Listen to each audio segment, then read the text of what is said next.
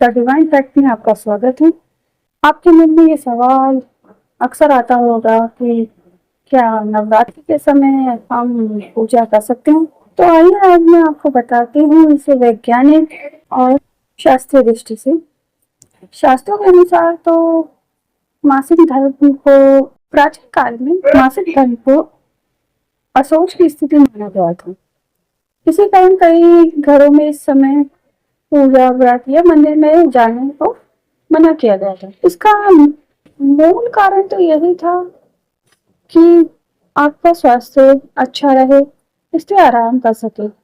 इसमें धार्मिक कारण कम था। शास्त्रों में सीधा निषेध नहीं है कि नवरात्र का व्रत नहीं रख सकते, लेकिन मंदिर घर पूजन से थोड़ी दूरी बनाए रखने का उल्लेख है। अगर आपने नवरात्रि का व्रत रखा है और बीच में ही पीरियड आ गए, आप शास्त्रों के अनुसार व्रत जारी रख सकते हैं।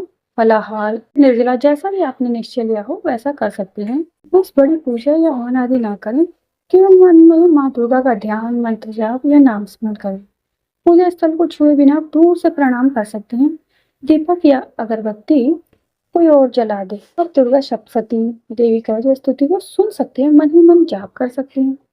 किताब या मूर्ति को छूना शास्त्रों की दृष्टि से टाला गया। इसको आज हम आधुनिक दृष्टि से भी समझते हैं कि पीरियड सच में एक अशुद्ध समय है।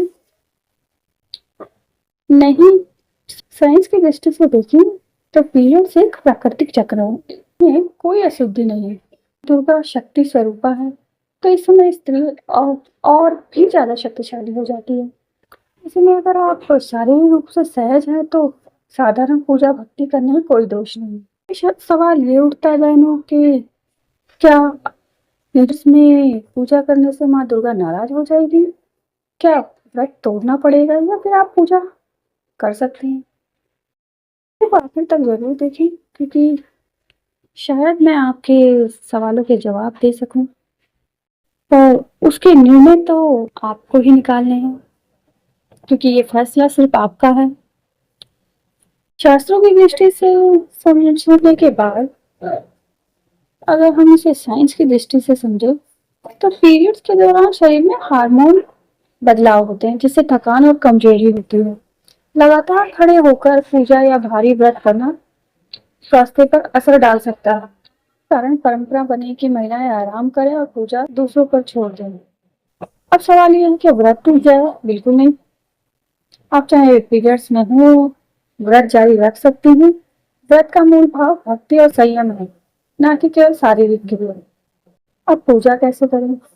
मूर्ति या किताबों को छुए बिना मन से माँ दुर्गा का ध्यान करें।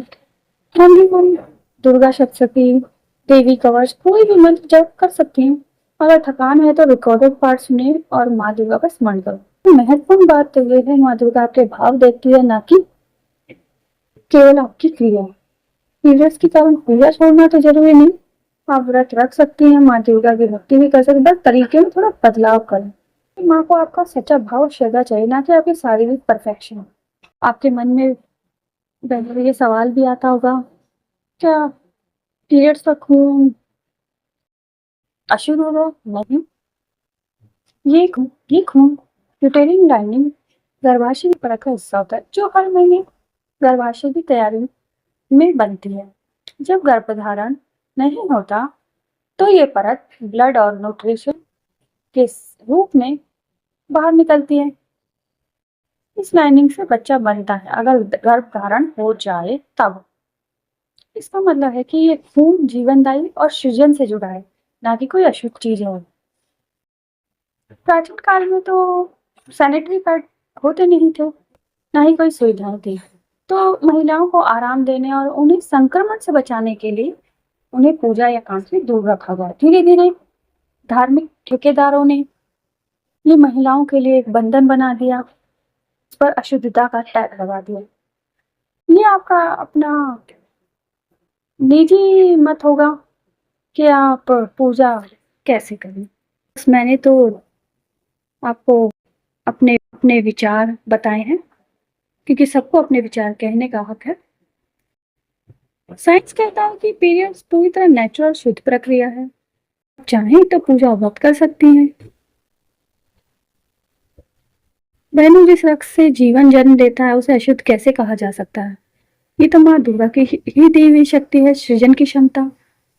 जब हम पीरियड्स में होते हैं तो हम घर के सारे तो काम करते हैं, आटा गूंदना, सब्जी बनाना, बर्तन धोना, झाड़ू पोछा करना, बच्चों की देखभाल करना, यानी घर के हर सदस्य का भोजन और जरूरतें उसी के हाथों से पूरी होती हैं। अगर पीरियड्स में हमारे छूने से चीजें अशुद्ध हो ही जाती हैं तो भोजन, पानी, कपड़े सब छूटे हैं, सब दूषित हो गए। लेकिन क्या कभी ऐसा हुआ किसी को कोई हानि हुई? वही महिला रोज पानी भरती है, चाहे वो पीरियड्स में हो चाहे ना हो। अगर उसके छूने से ही पवित्रता नष्ट हो जाती हो तो वह पानी भी अपवित्र हो गया, जिस नल को उसने छुआ वह भी अपवित्र हो गया।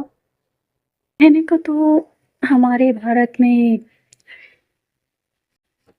सती प्रथा भी थी, जिसमें पति के बाद स्त्रियों को मरना ही होता था जल के। इस समाज ने तो माता सीता को भी नहीं छोड़ा, अपनी वो प्रथा थोप दी। तो फिर आप हैं और मैं क्या हूँ? धीरे धीरे इन प्रथाओं से हमें आज़ादी मिली है, पर कईयों के मरने के बाद।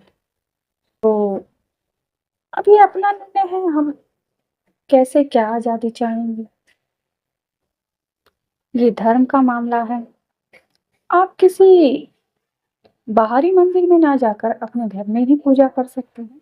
तो ये आपका निजी मामला है, क्योंकि बाहर जाकर सार्वजनिक क्षेत्र में मंदिरों को दूषित करना इससे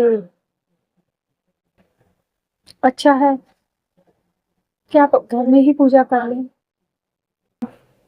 क्योंकि हमारे रग रग में बसा दिया गया है कि पीरियड्स में अशुद्धि होती है। चाहे हम कितने ही तर्क दे दें तो इस पीरियड्स में अपने घर पर ही पूजा कर लें। मैं जानती हूँ बहनों, जिस हाथ से आपने रोज अब सबके लिए आटा गूंदा, थाली छुई, अचानक वो अपवित्र कैसे हो गया, ये मुझे भी नहीं पता।